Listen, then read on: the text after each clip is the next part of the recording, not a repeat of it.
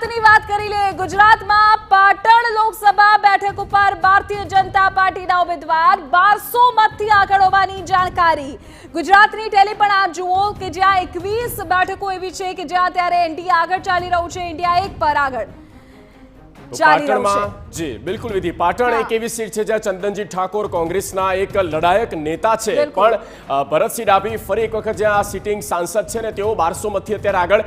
વડોદરા આપણે લઈ જઈએ, વડોદરા સીટની પણ વાત કરીએ। જુઓ, વડોદરામાં બીજેપીના હેમાંગ જોશી આગળ છે। વડોદરા સીટ એટલે કે આ ભાજપની કોર બેઠક કહી શકાય। વડોદરા અને મહેસાણા, વડોદરામાં જ્યાં બીજેપીના હેમાંગ જોશી આગળ દેખાઈ રહ્યા છે, વડોદરામાંથી કોંગ્રેસને આમ તો કાઠું દેખાઈ રહ્યું છે, પણ જેમ સમય જઈ રહ્યો છે તેમ તેમ જુઓ રાજકોટની વાત કરી। રાજકોટમાં પુરુષોત્તમ રૂપાલા 1500 મતથી આગળ ચાલી રહ્યા છે।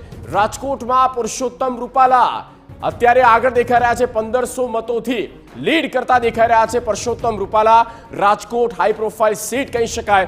ત્યારબાદ જસદણ જેતપુરની જે ઈવીએમની પેટીઓ ખુલી છે તેમાં બીજેપી આગળ દેખાઈ રહી છે। જેતપુર જસદણ આ બંને ક્ષેત્રમાં આવતી જે ઈવીએમ મશીનો છે તે ખોલવામાં આવ્યા છે અને તેમાં ભારતીય જનતા પાર્ટી અત્યારે લીડ કરતી આગળ દેખાઈ રહી છે।